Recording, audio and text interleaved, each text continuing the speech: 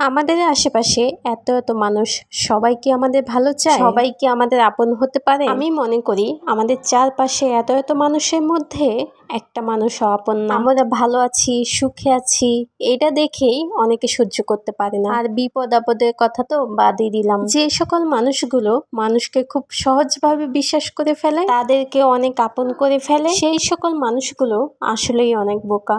এরা প্রতিনিয়ত ঠকে যায়। এরা বুঝতেই পারে না এদের কাছের মানুষগুলোই এদেরকে কতটা বাজেভাবে আঘাত করছে। তবে একটা কথা সত্যি, এই বোকা মানুষগুলোই একটা সময় পর ঠকতে ঠকতে নিজেকে এতটা কঠিন করে ফেলে যে তাকে ঠকানোর আগে তার আশেপাশে মানুষগুলো হাজারবার চিন্তা করে। আমি মনে করি এই দুনিয়াতে একটু সুন্দরভাবে বেঁচে থাকতে হলে আপনাকে অবশ্যই কঠিন হতে হবে। বর্তমানে যে পরিস্থিতি, এতে নরম প্রকৃতির মানুষগুলো একটু ভালোভাবে বেঁচে থাকাটাই কঠিন। যাই হোক, এত কঠিন কঠিন কথা শুনলে কেন জানি মনটা খারাপ হয়ে যায়। আজকে বিকেলবেলা একটু হাঁটতে বের হয়েছিল। আমাদের ক্যান্টনমেন্ট এরিয়ার ভিতরে হাঁটতে যাওয়ার প্রচুর জায়গা আছে, কিন্তু অলসতার জন্য যাওয়া হয়ে ওঠে না। তবে একবার হাঁটতে বের হলে অনেকের সাথে দেখা হয়, তখন ওদের সাথে কথা বলতে বলতে কখন যে সময় চলে যায় বুঝতেও পারি না। ও আচ্ছা, এই গাছগুলো আপনারা কে কে চিনেন তারা একটু কমেন্ট করেন। আমার জানা মতে এই গাছটির নাম হচ্ছে লজ্জাবতী গাছ। এদেরকে একটু ছুঁয়ে দিলেই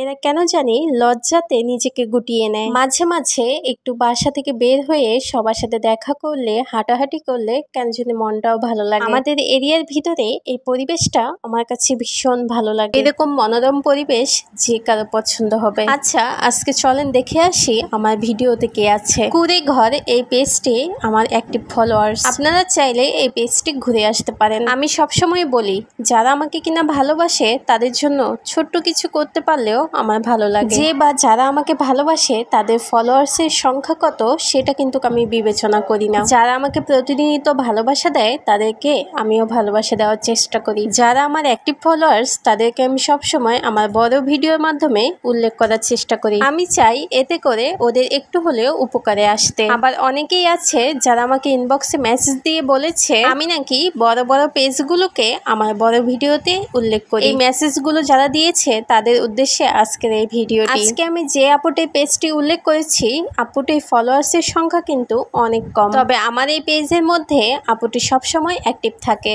আমি আগেও বলেছি, আমি এখনো বলছি, যারা কিনা আমার পেজে অ্যাক্টিভ তাদের জন্য আমি একটু সামান্য কিছু হলেও করার চেষ্টা করব। যাই হোক, যারা কিনা উপকারের উপকার স্বীকার করে না তাদেরকে কি বলে সেটা কিন্তু আমরা সবাই জানি। মনের ভিতরে হিংসা রেখে আপনি কখনোই কিছুই করতে পারবেন না জীবনে। আপনার মনটা সবসময় পরিষ্কার রাখুন, দেখবেন আপনার সফলতার পথটা স্মুথ হয়ে যাবে। আজকের এই দিনটাও অনেকটাই ভালো কাটলো। বিকেলের দিকে বাসা থেকে বের হয়েছিলাম, আর বাসায় ফিরতে ফিরতে সেই সন্ধ্যার পরে ফিরেছি। সন্ধ্যার পর থেকে যখন রাস্তার চারপাশে এই লাইটগুলো জ্বলে ওঠে তখন চারপাশটা আরো সুন্দর লাগে। হালকা বাতাস আর চারপাশটা এরকম মৃদু আলোতে আলোকিত। জানেন, হাঁটতে না ভীষণ ভালো লাগছিল। এই রাস্তাগুলো দিয়ে মাঝরাতেও আপনি নিশ্চিন্তে হাঁটতে পারবেন। আমাদের খুশি দেখে আকাশের ওই চাঁদটাও আজকে ভীষণ খুশি ছিল। দেখেন কি সুন্দর করে খুশিতে ঝলমল করছিল। চাঁদ দেখতে দেখতে আমরা বাসায় পৌঁছে যাই। তো ভালো থাকবেন সবাই, দেখা হবে অন্য কোনো ভিডিওতে।